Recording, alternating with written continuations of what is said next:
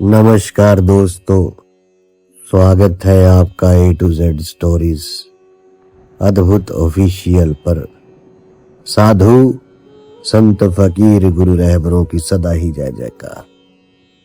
आज जिनकी बात होगी वे गोरखनाथ हैं। गोरखनाथ वे नींव है जिस पर संत परंपरा का विशाल भवन खड़ा हुआ है। साधु जी, भारतीय आध्यात्मिक परंपरा को अगर एक विशाल मंदिर माना जाए तो उसके शिखर पर हमें अनेक महान संत दिखाई देते हैं। सतगुरु कबीर जी महाराज साहब, गुरु नानक देव साहब, दादू साहब, बाबा फरीद जी महाराज, मीरा जी और राबिया जी, ना जाने कितने नाम इस परंपरा को प्रकाश देते। लेकिन हर ऊंचे शिखर के नीचे एक ऐसी नाव होती है, ऐसी नींव होती है जिसे देखने के लिए हमें जमीन के भीतर उतरना ही पड़ता है। और उसी नींव के एक अत्यंत महत्वपूर्ण पत्थर का नाम है गोरखनाथ। समय बीतता गया, साधु जी संतों की वाणी लोकप्रिय होती गई, उनके नाम जन जन तक पहुंचते गए। किंतु जिन विचारों और साधना पद्धतियों ने आगे आने वाली संत परंपरा के लिए रास्ते तैयार किए, उनमें गुरु गोरखनाथ महायोगी की भूमिका धीरे धीरे धुंधली पड़ती गई। ये कुछ वैसा ही है साधु जी, जैसे किसी विशाल वृक्ष को देखकर हम उसके फल, फूल और शाखाओं की प्रशंसा करें, किंतु उसकी जड़ों को भूल जाए। जड़ दिखाई नहीं देती, फिर भी वृक्ष उसी से जीवित रहता है। तो गोरखनाथ जो है, गोरख की भूमिका को इसी दृष्टि से समझना होगा साधु जी। उन्होंने केवल उपदेश नहीं दिए, उन्होंने मनुष्य के भीतर उतरने के अनेक रास्तों की खोज की। उन्होंने ये प्रश्न उठाया कि मनुष्य बाहर की दुनिया को जीतने से पहले अपने भीतर की दुनिया को क्यों ना जाने। मनुष्य के भीतर कितनी परतें हैं, मन क्या है, श्वास का हमारे चेतन पर क्या प्रभाव पड़ता है, ध्यान केवल आंखें बंद कर लेना है या उससे कहीं अधिक गहरी कोई यात्रा है। और सबसे बड़ा सवाल ये उठता है साधु जी कि जिस सत्य को हम बाहर खोजते फिरते हैं, क्या उसका द्वार वास्तव में हमारे भीतर ही नहीं है। तो गुरु गोरख की साधना इसी खोज की ओर संकेत करती। रास्ता बनाने वाला हमेशा सबसे सुंदर रास्ता नहीं छोड़ता साधु जी। जब कोई व्यक्ति किसी अनजान जंगल में पहली बार रास्ता बनाता है तो उसके पीछे बनी पगडंडी शायद सुंदर नहीं होती। कहीं कांटे होंगे, कहीं पत्थर होंगे, कहीं रास्ता टेढ़ा होगा, किंतु उसके बाद आने वाले लोग उसी मार्ग को साफ कर सकते हैं। वे वहां सीढ़ियां बना सकते हैं, रास्ते को चौड़ा कर सकते हैं, पेड़ लगा सकते हैं और उसे यात्रियों के लिए आसान बना सकते हैं साधु जी। किंतु इसका अर्थ ये नहीं कि रास्ता बनाने वाले का महत्व कम हो गया, बल्कि उसका महत्व इसलिए और बढ़ जाता है क्योंकि उसने शुरुआत उस समय की थी जब रास्ता था ही नहीं। तो आध्यात्मिक जगत में भी यही बात दिखाई देती है। बाद के संतों ने अनेक विचारों को अत्यंत सरल, मधुर और जन भाषा में व्यक्त किया। उनकी वाणी लोगों के हृदय में उतर गई। किंतु उनसे पहले कुछ ऐसे साधक थे साधु जी, जिन्होंने कठिन प्रश्नों के साथ संघर्ष किया था। तो गोरख उसी प्रारंभिक खोज के प्रतीक है। उनकी वाणी कभी कभी कठोर लगती है, कभी रहस्यमय लगती है, कभी ऐसा लगता है जैसे वे साधक को आराम देने की बजाय उसकी पूरी मानसिक व्यवस्था को हिला रही हो। किंतु शायद यही उनका उद्देश्य भी था। वे आपको नया विश्वास देने से पहले पुराने भ्रम को तोड़ना चाहते थे। एक कच्चे हीरे को देखकर शायद हर व्यक्ति उसकी कीमत नहीं समझ सकता साधु जी, और उसी हीरे की कीमत पड़ती है वो गुरु, वो यार जिसका मूल पाटता है। यही सूफियों फकीरों ने कहा। लेकिन वो तब कच्चा होता है जब वो यार के पास जाता है, यानी गुरु के पास जाता है। तो एक कच्चे हीरे को देखकर शायद हर व्यक्ति उसकी कीमत नहीं समझ सकता। जब वही पत्थर किसी कुशल कारीगर के हाथों से गुजरता है, उसकी सतह काटी जाती है, उसके कोण बनाए जाते हैं और उसकी चमक बाहर आने लगती है साधु जी, तब वही वस्तु सबको दिखाई देने लगती है। तो आध्यात्मिक विचारों के साथ भी ऐसा ही होता है। कुछ महापुरुषों ने ऐसी बातें कही जिन्हें बाद की पीढ़ियों ने अपने अपने ढंग से समझाया साधु जी, व्यवस्थित किया और लोगों तक पहुंचाया, किंतु मूल खोज करने वाले साधक को समझने के लिए हमें उसके समय में जाना ही पड़ता है। तो गुरु गोरखनाथ की भाषा में चमक से अधिक आग है, वे सजावट से अधिक खोज है, वे आपको प्रभावित करने से अधिक आपके भीतर से बदलने की चुनौती देते, और शायद इसी कारण उन्हें समझने के लिए केवल पढ़ना पर्याप्त नहीं साधु जी, उनकी बात को जीवन में उतारना पड़ता है। गुरु गोरखनाथ की साधना में मरने की बात आती है कि असली मृत्यु किसकी, लेकिन यहां बात शरीर के अंत की नहीं है, यहां संकेत उस झूठे मैं की ओर है जिसे हम वर्षों से अपने भीतर ढोते आए। मैं ही सही हूं, मेरी प्रतिष्ठा, मेरा ज्ञान, मेरा पद, मेरी उपलब्धियां, मेरी पहचान, मेरी शिकायतें, मेरी इच्छाएं, मेरी जीत, मेरी हार। तो धीरे धीरे इन सब का एक ढांचा बन जाता है और हम उसे अपना वास्तविक अस्तित्व समझने लगते हैं साधु जी। तो गुरु गोरखनाथ का संदेश इस ढांचे को देखने की ओर है। वे पूछते हैं, अगर तुम्हारी सारी उपाधियां छीन ली जाए तो तुम कौन हो? अगर लोग तुम्हारी प्रशंसा करना बंद कर दे तो तुम कौन हो? अगर तुम्हारे पास अपने बारे में बताने के लिए कोई कहानी ना हो तो तुम्हारे भीतर क्या बचेगा? और साधु जी, यही से जो साधना है वो प्रारंभ होती है। शरीर को नष्ट करना साधना नहीं है, अपने भीतर के भ्रम को पहचानना साधना है, अपने अहंकार को देखना साधना है, उस मैं को धीरे धीरे ढीला करना जो हर चीज को अपने केंद्र से देखता है।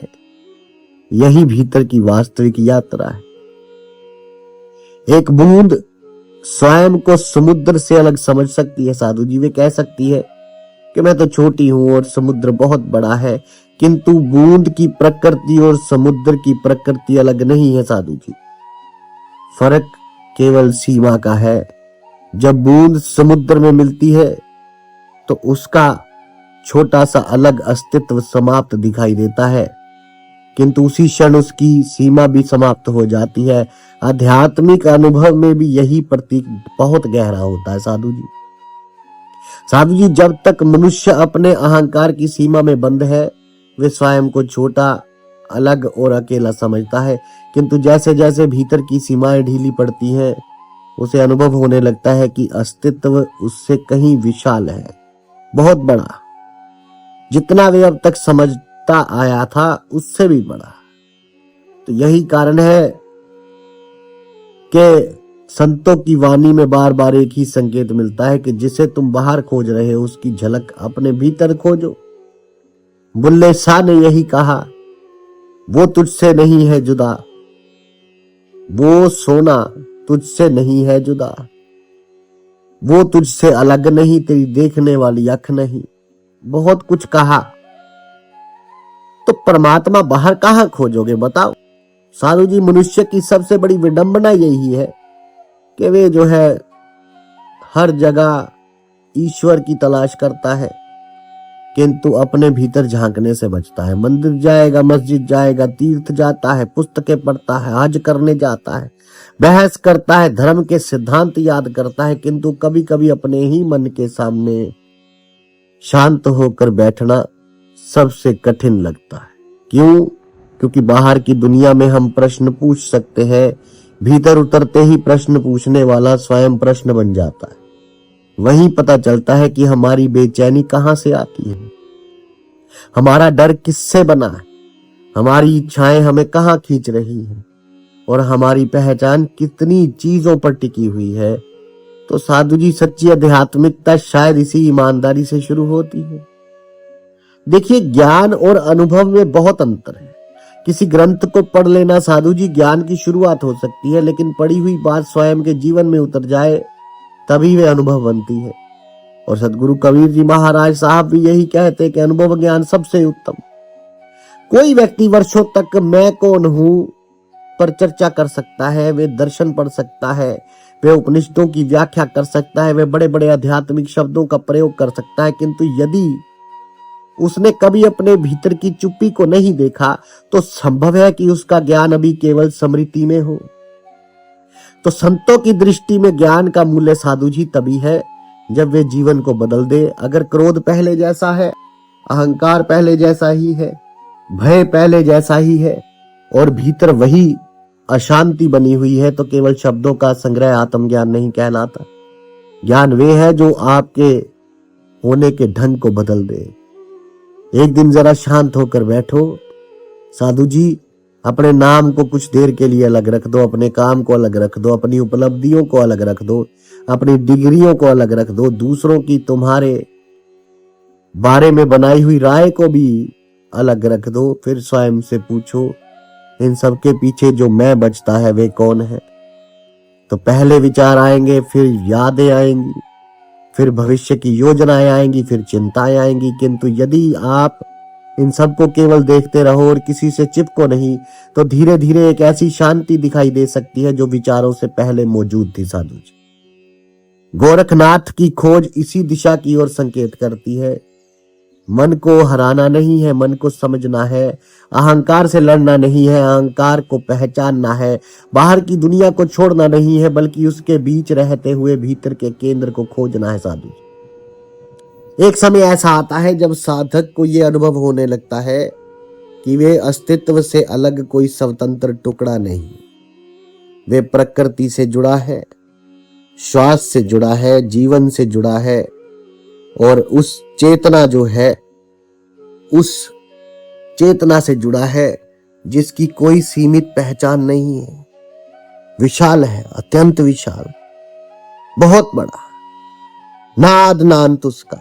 यह अनुभव शब्दों में पूरी तरह बांधना कठिन है क्योंकि शब्द सीमित है और अनुभव उनसे कहीं बड़ा हो सकता है। इसलिए संतों की वाणी में विस्मय मिलता। वे कहते हैं जिसे मैं बाहर खोजता रहा उसकी झलक तो भीतर थी। साधु जी, जिस सत्य को दूर समझता था वे मेरे अस्तित्व से अलग नहीं था। जिस परम सत्ता को आकाश के पार समझता रहा मैं, उसकी उपस्थिति जीवन की हर धड़कन में महसूस होने लगी। यह अहंकार की घोषणा नहीं है बल्कि अहंकार के कमजोर पड़ने का संकेत है, क्योंकि जब अहंकार सच में ढीला पड़ता है तब मनुष्य अपने महत्व का दावा कम करता है और अस्तित्व के प्रति विस्मय अधिक महसूस करता है। साधु जी, गुरु गोरखनाथ की यही तो पुकार है। गोरख केवल एक ऐतिहासिक संत की तरह पढ़ना उनको पर्याप्त नहीं है, उन्हें एक प्रश्न की तरह पढ़ो। वे प्रश्न जो आपके भीतर दस्तक देता है, क्या तुम वास्तव में वही हो जो दुनिया तुम्हें बताती रही है? क्या तुम्हारी पहचान केवल नाम है? क्या तुम्हारा जीवन केवल सफलता और असफलता का हिसाब है?